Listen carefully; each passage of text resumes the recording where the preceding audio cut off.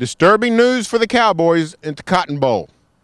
Barry Tramel from News OK, along with OSU beat writer Brandon Chatmon, we're at Cotton Bowl headquarters here in Las Colinas. And today, Brandon, comes word, Perrish Cox suspended for tomorrow's Cotton Bowl. That's correct. Perrish Cox will not play in the Cotton Bowl tomorrow. OSU released a release earlier today saying he will not play. We believe it's for curfew violations a little bit earlier on in the week. So Perrish Cox will not play in this final game in the OSU uniform.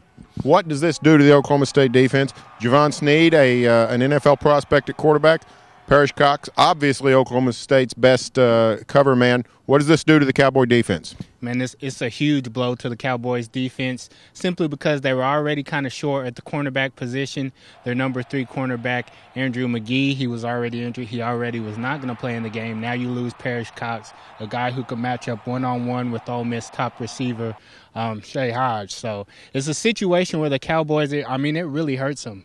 It really hurts them pretty badly. And special teams-wise, we all know what Perrish Cox can do with special teams. You're going to lose that part of it as well, so it's a huge blow for the Cowboys. A little bit of deja vu for the Cowboys down in San Antonio, 2004. Top-flight cornerback Darrent Williams, who went on to play in the NFL, suspended for that last game in the Alamo Bowl against Ohio State. The Buckeyes rolled 33-7. Apart from what it does physically to the defense, could this affect the Cowboys emotionally, spiritually, Brandon?